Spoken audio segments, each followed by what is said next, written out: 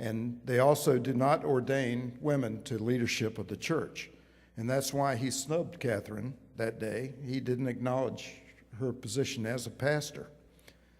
Forward to the next afternoon, Wednesday, we went to another church in another village. It was a truly beautiful spot. It was on a hill overlooking green mountain after green mountain as far as the eye could see, and it was really beautiful.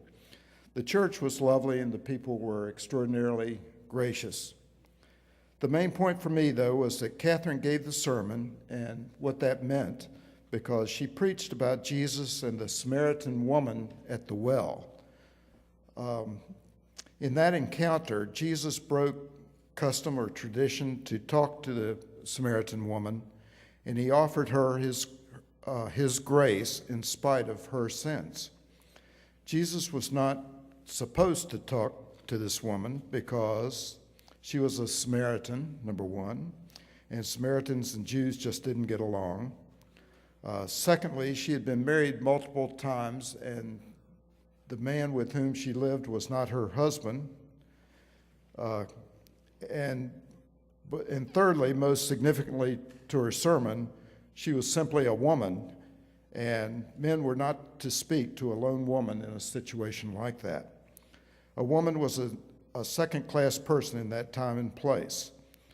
Catherine skillfully used that story to illustrate that in Jesus' mind, women are fully the equal of men.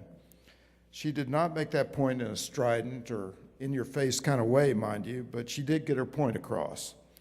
And perhaps the most important thing is that there were 21 North Carolina Presbyterians there with her. And in universal body language, they were all saying, "Go, girl."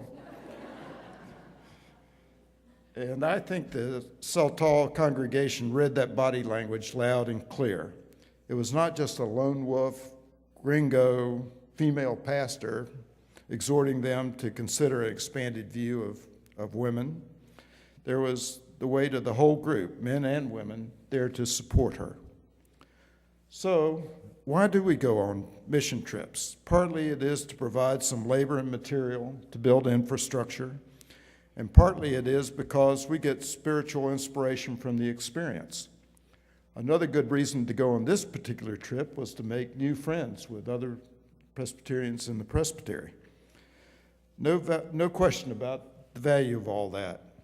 I would argue that another big reason is to share ideas about how to live in ways that God wants us to live and inspire each other to continue to grow in our spiritual lives. That is not to say that we should tell the Saltall people what to do or to believe. It's a two-way street, and we certainly have no corner on virtue or steadfastness.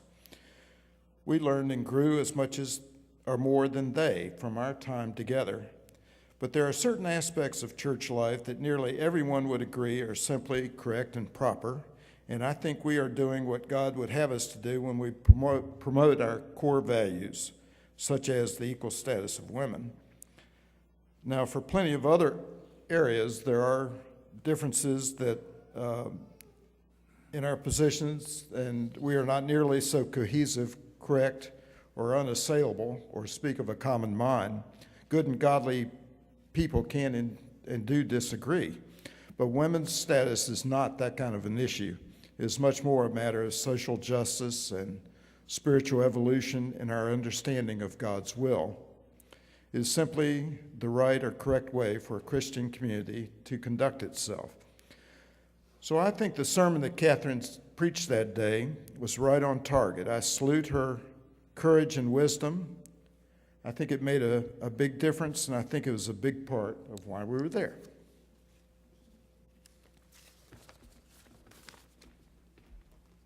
Good morning. Or buenos dias. It's a privilege for me to be able to share with y'all today something I'm very passionate about. I was the only group member of the 12 missionaries that went on this 2011 trip to Coaquitepec that had been on the 2008 trip to Matzon. I knew as soon as I was embraced in the village of Matzon that I wanted to return to those mountains. C.S. Lewis puts it perfectly in this quote: "I believe in God as I believe the sun has risen, not only because I see it, but because in it I see everything else. In the villages of Chiapas, God's grace is the first thing you notice. It is the foundation of their everyday lives. It is their strength for their present day and their hope for tomorrow. I've witnessed a family walk for several miles with their sick infant in their arms just to come pray with American missionaries. Their faith is admirable. After my first trip, I began to look at life from a new perspective. I have seen what it means to see the hand of God in the middle of poverty, illness, and struggle. Amongst the dirt roads, the small rundown concrete homes, and the slow-paced life, you somehow feel a peace that there are no words to describe. More than anything, I have learned what it truly means to be rich. 1 Timothy 6:17 reads, "Tell those who are rich not to be proud, and not to trust in their money, which will soon be gone, but their pride and trust should be in the living God, who always richly gives us all we need for our enjoyment." It makes sense then why people that have all that money can buy somehow find themselves unsatisfied, like something is missing in their life. This is what is amazing about the people of Chiapas. They are content because they have their faith that keeps them strong and grateful of what they have, which to our standards is pretty much nothing. No, you can't physically see their wealth like you can in our culture. Our designer bags and shoes, our beautiful houses and expensive cars. Such a wealth as this is unheard of there. Instead, there you feel the wealth. The kind of wealth that is unfortunately lacking in our culture, and that is the richness of their character, the graciousness that is given for nothing in return. They don't need us there for our labor skills, as you've already heard. They are completely capable. It is more about working alongside one another, communicating and learning from each other despite the language barriers. People that hear about these trips say, it's great to go and help them, give them a better life. What they don't understand is that you are the one who ends up being helped. You learn from them, and your outlook on life is changed for the better.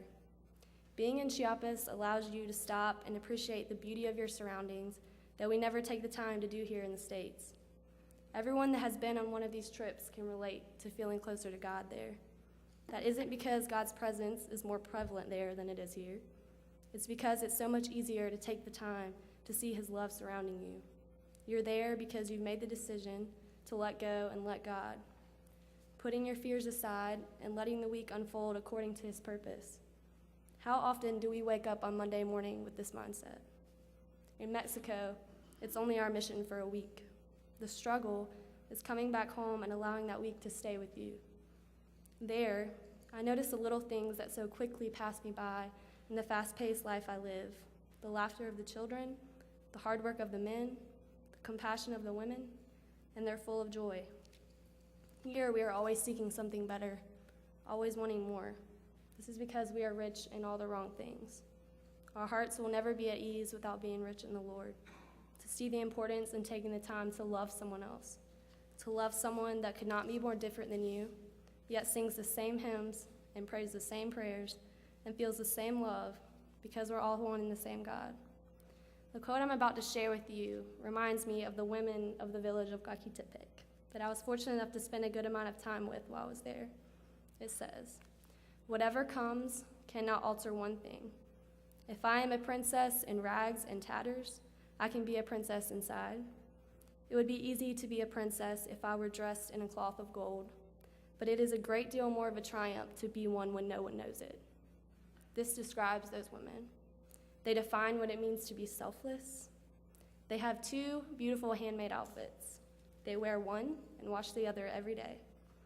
Me, along with a couple other girls that was there, we had the opportunity to be dressed in their outfits, to have their ribbons braided into our hair. And as you'll see in the PowerPoints of the pictures in just a few minutes, in their one of two outfits, their smiles couldn't make them look any more like a princess. Being around the children of Chiapas for a week made my transition back home very difficult working here at Starmount Preschool. When you spend a week seeing the children play in the dirt, using sticks to make toy cars and fruits out of the trees as their balls, it's hard to watch the children here argue about which exact toy they want, or get upset over having to eat their lunch. Little do we know just how fortunate we are. So many people here would say, I know how lucky I am to have what I have, and I've worked to get where I am. Why would I want to go somewhere for a week and not have a bed to sleep on, or have to use an outhouse and take bucket showers? I don't want to put myself out of my comfort zone like that. I'm afraid of what it would be like. Yet, what many of us like to forget is that God calls us to a life of risk. Why else would we need to trust in Him? We're not meant to take on this world by ourselves. I hold Isaiah 41:10 close to my heart in Mexico as a reminder never to hold back in this life because of fear. So do not fear, for I am with you. Do not be dismayed, for I am your God. I will strengthen you and help you, will uphold you with my righteous right hand. God doesn't fill us with passions that are necessarily easy or convenient, but He also never puts something before us that we cannot handle. So I urge each of you, if there's something lingering deep inside you, to step out of your comfort zone and have an experience such as this. Listen to that calling. Do not let fear hold you back. All of us have something to give back to this world, and all of us have something to learn from it. We all have our own passions. Not everyone is called to be a missionary. But as Mother Teresa said, not all of us can do great things, but we can all do small things with great love. In Guaquitepec, they didn't have extravagant things to offer us, but they gave us all they had. And that is what made all the difference. And as we were saying our goodbyes, they apologized for not being able to give us more, make our stay more comfortable. Little do they know just how much they give just by being who they are. Is this how someone would describe you? I know I can only aspire to ever have a heart this pure, and I have a lot to learn in this life. But one thing I know is that as long as you live out your day with the love of Christ, you will be rich in all the right things. Amen.